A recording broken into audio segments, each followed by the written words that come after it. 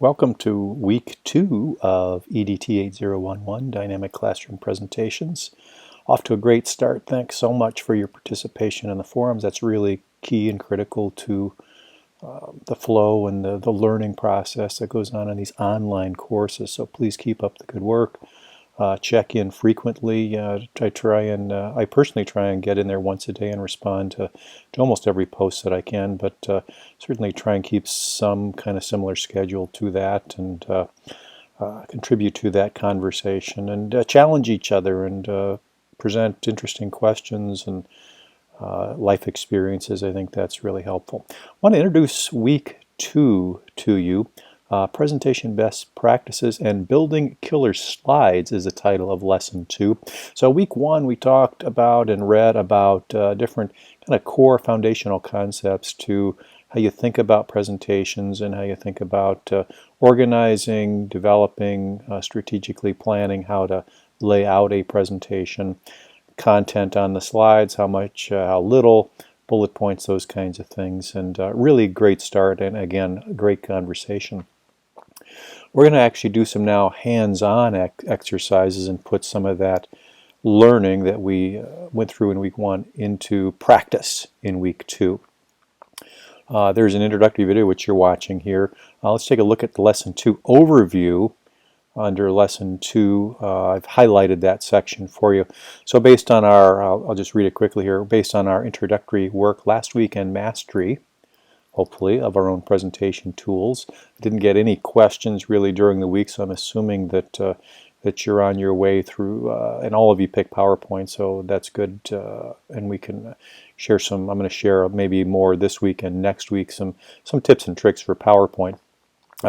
But as you've mastered that, this week we're going to spend some time learning about effective slide design. So how to use that mastery in an effective way. Just because you know how to use the tool doesn't mean that it's an automatic that you're going to be able to put good slides together. So be sure to watch the introductory video for this week, which I have a link here, because I do give an example of that, and I'll get to that in just a minute. But our objectives are fairly straightforward this week. Understand the importance of design and its place in our presentations. So good design comes with practice, and there are definitely some principles that need to be followed. Identify good presentation slide design and create your own. So we want you to obviously be comfortable doing that. And then demonstrate mastery of the presentation tool through the development of 5 slides. That's really the big assignment for this week. I'm going to have you create a presentation in PowerPoint that is 5 slides long.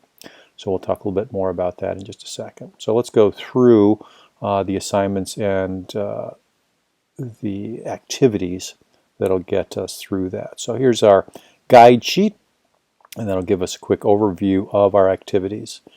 So activity 1 is our forum. So we're going to have another conversation here in activity 1. Actually, there'll be 2 posts that I'd like you to make this week, activity 2.1 and activity 2.2, which is a blog review. So in activity 1, I'm going to have you watch 3 videos and read 2 blog posts that emphasize general presentation design topics from the point of view of Gar Reynolds. He's the author of the textbook that we've been reading. As you view the videos and read the posts, identify best practices that you might be able to use in your own approach to presentation. So as you're absorbing that content, as you're reading, as you're viewing, as you're listening, kind of think about, this is a good takeaway for me. I think I could use this. This would be valuable to me in my presentation evolution, so to speak. So in your forum post, highlight a couple of things you found helpful or interesting, and then tell the rest of us why. Also then, of course, come back into the forums and respond to the other students' original posts. And as always, as I mentioned earlier, feel free to explore different points of view in this discussion. I've got a link here to the 3 videos and 2 blog posts. It's in our Pinboard list. It's activity 2.1.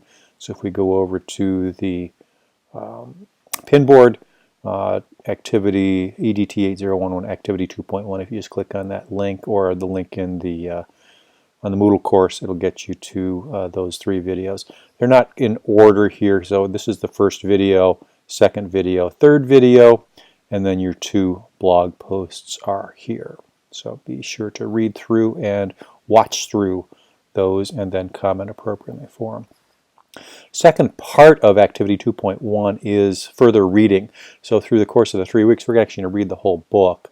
It's going to really start getting interesting here in the middle here and toward the end, because there's some very practical tips and approaches, not only to the presentation, the design of the slide, but then also the delivery and the presentation of it, which is a lot of dynamics to it. So chapters 5, 6, and 7 would be the reading assignment. And then, of course, through the forums, if you want to call out anything that you thought was important to share, please do that as well. And then the second activity is a blog review. I've highlighted a couple blogs here, Rethink Presentations and the Presenters blog. Rethink Presentations, there hasn't been a post there for a couple years now, but I still refer to it because there's some really excellent articles there that I'd like you to kind of call through and consider. So what I'd like you to do is visit one or two of these presentation blogs, or if you've found other resources. So you don't have to keep it restricted to these two. If you found other blogs or other resources you found are useful, you can select them as well. And then select an article and read it, of course.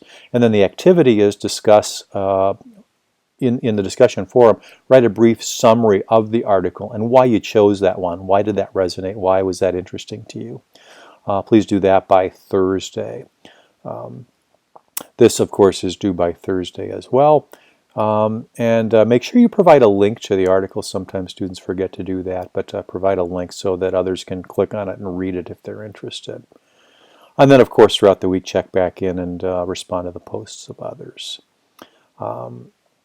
Then assignment, the only assignment for this week, these are activities up here. The assignment here is at the bottom, our 5 slides assignment. This is our first one. You're going to submit 5 slides in PowerPoint. Each slide can be on any topic, so they can be a cohesive group of 5, so they can tell a story. You can kind of walk us through, or they can be just individual slides on different topics. Doesn't really matter, but you should demonstrate presentation best practices as you've learned through the readings and this week's introductory lecture, which I'll point you to, or I'll start here in a minute. The slides, the 5 slides, should contain the following. Slide 1 should include a diagram, chart, or table. Slide 2, an image with no more than 6 words on the slide. Less is more. Slide 3, I want you to include a quote. Slide 4, a slide demonstrating the rule of thirds. Rule of thirds, and you'll come across that in our reading and in my presentation here in a second. And then slide 5, a slide demonstrating the effective use of white or empty space. Please note that each slide should have speaker notes provided with it. And those notes should provide enough information to understand the story behind the slide. So don't leave me or the rest of us guessing what the slide is about. Your speaker notes should at least highlight in some kind of way, what's the point? What's the backstory? What's the presentation all about? If possible, use the speaker note function of the tool. So you want to get comfortable with using speaker notes. That's a big part of week 2 here. And PowerPoint does a great job at allowing you to put in speaker notes. If you are looking for good stock photography sources, I've developed a couple of sections on the Pinboard list. Let me go back over to Pinboard here. Let's go back to the bundle of dynamic classroom presentations. There's one here called Free Image Repositories and Image Repositories. The image repositories, those are going to be resources that might have a little cost to them. Free image repositories have obviously free resources. So I refer to those. The way you submit this, simply upload the files right here in the assignment. Now this is just the overview, but if we go to the assignment itself, let me go back over there to show you that section. If you go right here, assignment 2.1 under activities and assessments, you'll see the 5 slides assignment. And you'll have a post here. I'm in teacher view. but in student view you have a little link here that will allow you to post it. So that is our assignments. One thing I'm noticing here I forgot to remind you of, if you would be so kind as to go back into lesson 1 and provide feedback on lesson 1, I would really appreciate that. That helps me improve the course year over year, as I've given this a number of years. So please go in and provide feedback, both good or bad, or constructive criticism is appreciated. So please do that as well. So that is the introduction to the material. I am going to now, you're going to watch a presentation I made for last year's course, and I decided not to do it again because I think it's still relevant. In the presentation, which we're going to talk about slide design and some before and after looks, view the presentation. One thing to note is that I do reference what's called a DGO list. That was the technology, the bookmarking tool that I used before I switched to Pinboard. So whenever I reference DGO list, just think Pinboard in that. So without further ado, let me play that presentation. So obviously you're taking this course because you all are in some kind of teaching capacity. If I asked you to define what the word teach means, or what it would look like if I saw somebody teach, I think a lot of people would have a lot of different answers. Of course, you teach, you are a teacher, you dispense knowledge. That might be one definition. Some would say, well, you teach facts, right? And some would go as far as say as well, you don't just teach facts, but you teach ideas, right? So you're trying to get an idea in the heads of the students. And we talked a little bit about that last week. It's important to not just teach the facts, but make things stick, make them so sticky that the students can answer the so what question. Because many times, and especially as students get older, they are asking that so what question. They're saying, well, what's the big idea? Why am I sitting here? How is this going to benefit me as I move into my later years or into my professional career? How is this going to help me get a job? And certainly a valid statement, and you need to answer that question each and every time you stand in front of them. You have to answer that so what question. And many times the best way to answer that is by using a presentation to engage them, to show them, to use a tool that will enhance what you're saying and what you're teaching. But it really isn't just a presentation that you need. There's really 3 parts to a presentation. One, of course, is the slides, and those are the things that the class will see. They're they're primarily what people think of when you think of a presentation, the slides that the class sees. Remember, slides are primarily for the class, not you. And we talked a little bit about that in the forums, that you aren't just putting up the slides to be memory pegs for you so that you can make sure you say everything that you wanted to say so that you're reading your own slides. You don't really need to do that. So just a couple tips: make them simple, make them visually appealing. They can't be distracting. They should be as simple as possible. And the biggest criteria for any slide is it must in some way enhance the lesson or point you are making. If it doesn't do that, then you don't need a slide. In fact, you are probably competing with yourself by putting something up on the screen that is now competing with what you're saying, where they're distracted by it and it provides no value. Someone once said the screen always wins. And those are really words to live by. If you've got something up on the screen, that's what they're looking at. And if it's not worth looking at, if it's not augmenting, enhancing what you're saying, then it has won, you have lost. So just keep that in mind. Now the second part of any presentation is, again, the speaker notes. And almost every presentation tool has these. These are what are for you, not the student. These are your notes, and they can be included within a presentation, or if you want to go lower tech, they can be included on a separate sheet, but something that will help you Remember, your slides are simple. They're not verbose. They don't have maybe 10 bullet points on it or just full of text. They're imagery. They're simple, emotional, get the point across, enhance what I'm saying kinds of things. So whatever you need to remember what that slide represents, that's what goes in the speaker notes. They are there to aid your presentation and to ensure that you cover the intended material.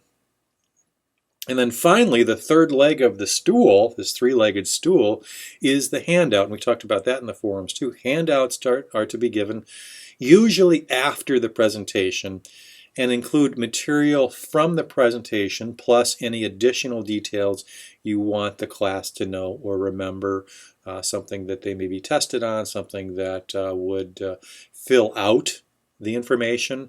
It doesn't have to all be said in class. The class can be maybe introductory to some of these concepts, and they can dive in a little bit deeper with the handouts. In many cases, this will actually be the student's textbook or worksheet, so just keep that in mind. So you've got the three components to the presentation, and remember that these three components exist, and I think you're going to feel less and less the need to include so much on a slide because, as we've already talked about, and I think as you read, that's what Gar Reynolds calls a slidegement. A slidegement is a slide that is masquerading as a document or vice versa, and attempts to combine both slide and document into one thing. And they're created, I think, in general to save time. And it's easy just to throw up 10, 11 bullets and just get all the text there so the students can write it down, and you think you're killing two birds with one stone, but actually you're not. And so hit the highlights or the big idea on your slide, and then use other tools for study material, details, reinforcement, etc. So avoid the slidegement, which I'm sure we've all made at some point or another in our presentation careers. So Gar Reynolds, who's the author of our book, Presentations End, provided 6 keys to making your lessons sticky or memorable. And we're just going to go quickly through those, and there's a little acronym he uses called SUCCESS. We have to kind of chop off the last S because there's only 6 of them, but they start with SUCCES, easy way to remember them. The first S is simplicity.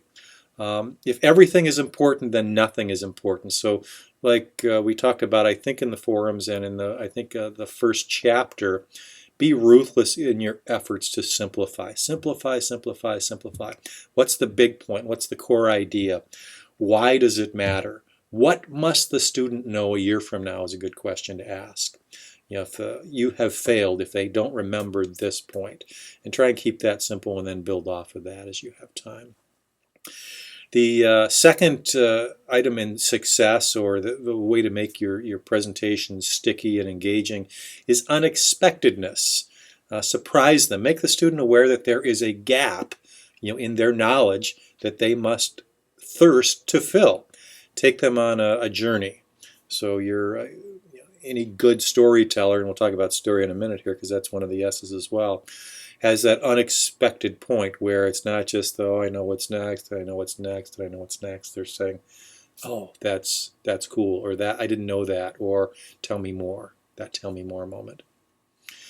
Next one is concreteness, and sometimes I know I struggle with this because I can talk high speech and deal in abstract concepts because I've got a number of years behind me. Your students don't always have that.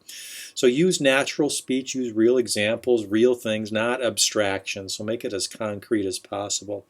Aim at grade levels lower and then kind of work up is a good rule of thumb. Word pictures. Of course, Jesus was the master storyteller when he used proverbs and parables.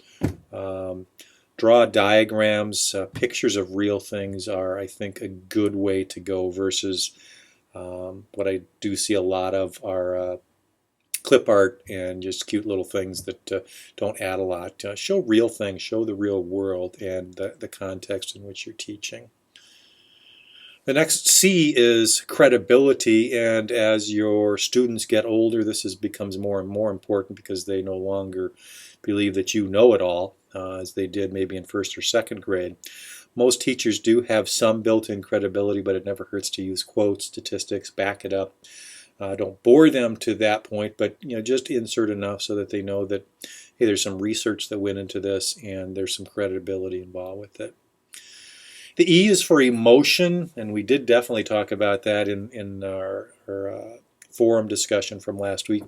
Make your students feel something, and the best way to do that is images, video, music, your own intonation, your passion, and then finally the best way to do that is story. It's how humans communicate. Always has been, always will be. It seems that that's the way God has wired us up. It's who we are. We are made up of stories. That's our life. Our life is a series of stories. I've seen too many presentations, and I've been guilty of giving too many presentations, and maybe you have too, of just loosely connected facts, not stories. So each slide is its own little thing, and it doesn't have any connection. It doesn't move the students along this storyline. There is no storyline. Consider documentaries if you want a great example of how to tell stories. They all tell a story. We're going to talk about Ken Burns next week, a master storyteller. Tell the story of your facts. So you definitely are going to have facts. But what's the story behind them? What's going to weave them together to make them more memorable? Make sure that you have an introduction, you have the meat, you have conclusion. That's all going to help it be more memorable. Be a writer, be a storyteller. One rule that you'll often see, and in your reading maybe you've come across this or will, the 177 rule. The 177 rule is kind of interesting. It says that you have only one main idea per slide. Okay, one main idea per slide. You insert only 7 lines of text minimum, so no more than 7 bullets. Use only 7 words per line maximum, so you keep them short. The question really is, though, does this work? Is there research that shows that that's the maximum, that's the sweet spot? Is the method that they're proposing really good advice, or is it counterproductive? And is it really an appropriate, effective visual? So is there an image here that helps anything? Obviously the point is that this slide that I just have here has just 7 bullet points. How effective was it? I mean, I'll let you be the judge. We're going to talk about bullets a lot, and I think PowerPoint doesn't do us any favors because one of the default templates, most all of them have the ability to quickly add a title and bullet points. So question always comes in this class, well, how many bullets are too many? And I always say the same thing, start with none. No bullet points. Use a word, use a phrase. Don't line up your text, and only use bullets as a last resort. You know where your bullets go, it goes in your handout, or break it up into a thought per slide. Summarize. There are times when you can use bullets when you want to summarize key points, provide directions, just a raw, quick set of facts, those kinds of things. But try and never have a consecutive slides full of bullets. Those are yawners, so just keep that in mind. And then obviously make good use of images. Images are absolutely powerful things. You've seen the images that I've used throughout this presentation. Hopefully they've kind of cemented the message to the screen, and hopefully you've seen at least a little bit of an example of how images could be used effectively. A picture truly is worth 1,000 words, at least the right picture in the right 1,000 words. I've provided a list, as I mentioned, of stock photos in the Deagle list. Build your own collection. If you find an image that works, make sure you catalog it, index it appropriately. Make sure you kind of allow for getting a budget for stock photography. It's not always free, but you can get great images maybe for $1 a piece, and it can add up, but it is important. And it is a natural way to communicate, absolutely a natural way to communicate.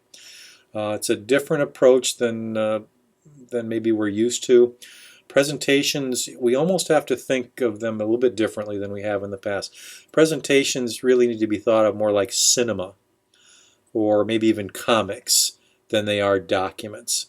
Um, there are some great examples in that presentation book, presentation Zen book of these things. So let's take a look at some of those examples. I think many of these are in the book or different. I think I have links to some of these on the DGO list. So let's look at some of these examples. Some of these before and afters. So here's an example of statistics. A lot of raw data there on obesity. How could that be reworked to maybe make the point, and wouldn't take much to strip out some of the extraneous information and you still get your point across that Americans are more obese than any other country in the world. That's really the point. It's not the raw data that you showed there. Next slide. Here's a graph where they've tried to jazz it up with a nice background, kind of interesting to look at, but what's the point? Number of iPads sold to date. Could we make that more visually interesting and make a bigger point? And there's obviously ways to do that.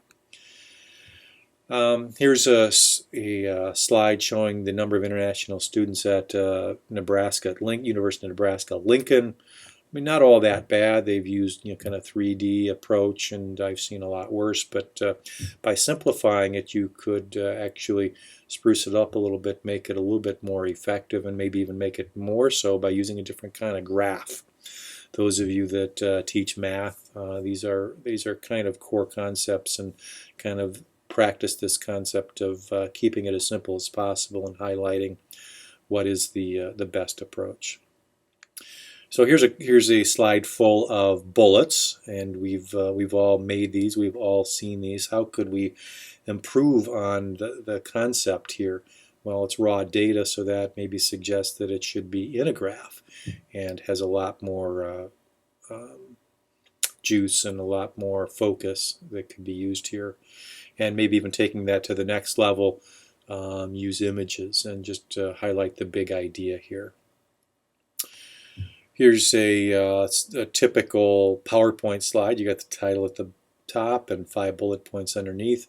Maybe those bullet points belong in what you say or in the handout material, and you could simplify the slide to have a little bit more impact, like so. Here's a typical introductory slide opening of your presentation. Nicely designed. I think the layout's okay. Gives the title, presentation, all the basics, who's doing the presentation, and so on and so forth. The picture's a little bit small, gets lost. You could add a lot just by blowing up the picture, and you've noticed that in my presentation, almost all of the images are full screen. So simplified the design, just the basics on here, a lot more visually interesting.